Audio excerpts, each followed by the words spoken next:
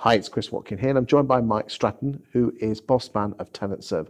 Why don't letting agents apply for CCJs on rent arrears? Talk to me.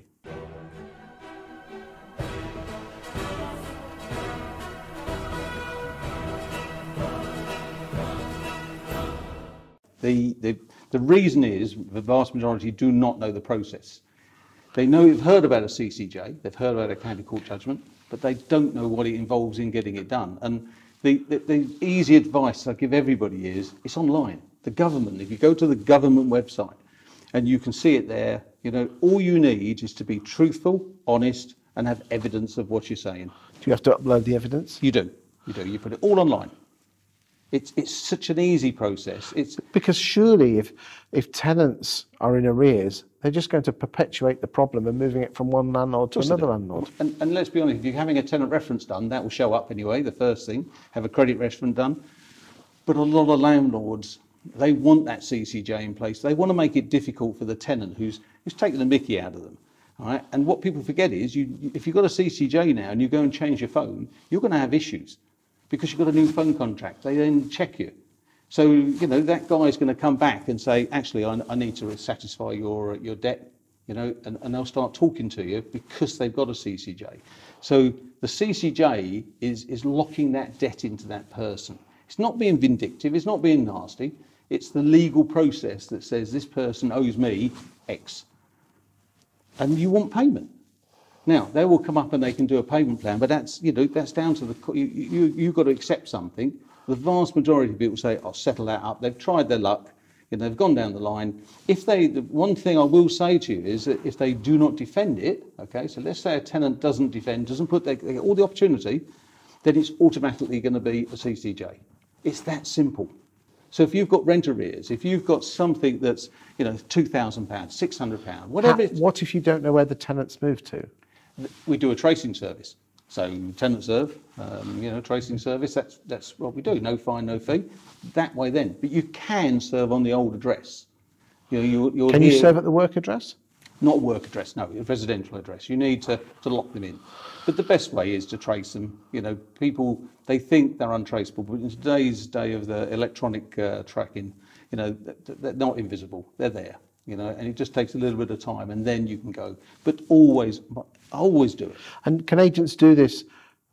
I mean, let's just say if they want to do their own CCJ, can they pay you to trace them, or can they go to other tracing firms to find it? Yes, they can. Yes, there's plenty out there. There's plenty there. I'm assuming this is the sort of thing that you could charge the landlord back on, really. You can, but again, you need to check what's in your terms of business, because a lot of agents aren't aware. They need to write this in.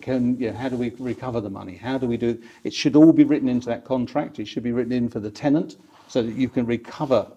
Should they not pay? Should they need evicting? You can put that into the agreement. So an agreement can be there for both parties to agree on, sign, and then you can reclaim.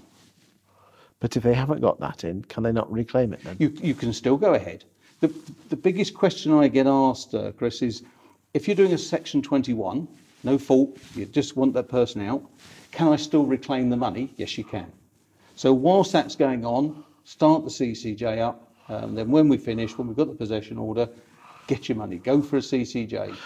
If you think about it, though, if the person's still in the property, would you apply for a CCJ whilst the tenant's in arrears at the property? You can. It can cause issues because you need a relationship.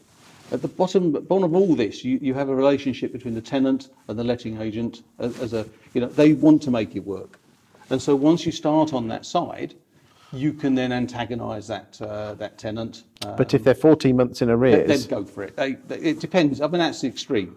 But if they're, let's just take an example, a typical example where you're 6 weeks late. Do you put a CCJ on them? No, probably not. No. Right. But if they're 3 months late, and we're going, and you've already said, we want this tenant out now, we're into the terms, we can serve a 21, we'll then go for a CCJ, because that's just covering it.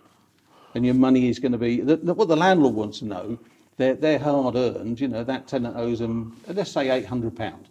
Well, that's an awful lot of money, for a landlord. Now it's going to be in the thousands, isn't it? It does. So it's do it. Do it any time in the process. If you're not sure, check. That's what I always I advise. find it fascinating because hardly any do they? They don't.